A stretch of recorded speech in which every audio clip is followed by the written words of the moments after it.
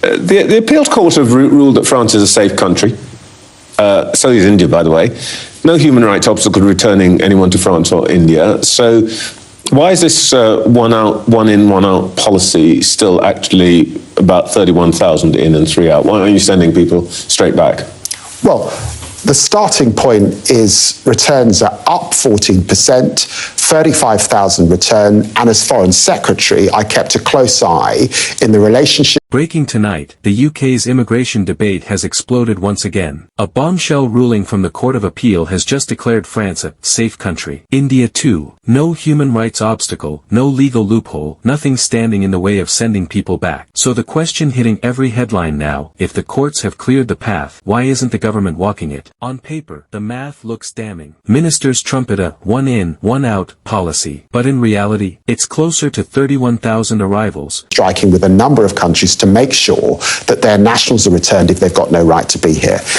The truth is that we exited the European Union, we left the Dublin Convention, we did not have arrangements in place with countries to return. But it doesn't matter, there's no objection to sending people back to France, it's a safe country. This pilot is the first step at a negotiated deal with France for one in, one out, and I'm pleased that that has now happened despite attempts in the courts to thwart that. It's the beginning, not the end of the story. So here's the problem with this.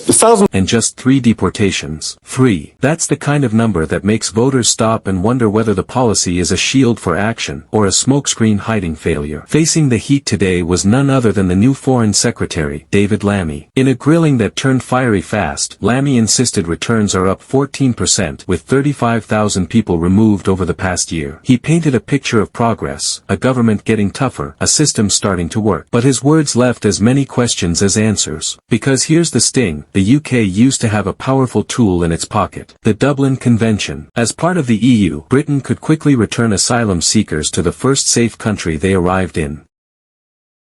Suddenly, the legal machinery that once made removal straightforward simply vanished, and replacing it, that's been a political battlefield. Now, after months of wrangling, the government is signaling a breakthrough with France. A new deal, painstakingly negotiated, bitterly contested, and almost blocked in the courts, is about to come into play. Lammy insists this is just the beginning, a pilot project that could expand into a broader framework. But critics say it's far too little, far too late. The opposition has jumped in with claws out. Why? They ask, should people believe a government that promises big and delivers small? How can you claim control when boats still cross the channel daily, when flights out are grounded by legal challenges, and when the headline numbers look like failure on repeat? Even some inside government whisper that the French deal may be more symbolic than substantial. And then there's Trevor Phillips, the veteran broadcaster turned political thorn, weighing in with sharp questions that cut to the bone. Is this really about practical solutions, or is it about political theater? Is Britain fixing the system, or just selling another storyline? Every interview, every press conference seems to leave the public more suspicious than reassured. One thing is crystal clear, tonight's ruling sets the stage for a political fight that will dominate the weeks ahead. France is safe. India is safe. The legal excuses are gone, which means the government has nowhere left to hide. Either the returns happen, visibly, decisively, relentlessly, or the public will see through the promises once and for all. And when that curtain falls, it won't just be on immigration policy. It could be on the credibility of those who claim to lead. Stay with us.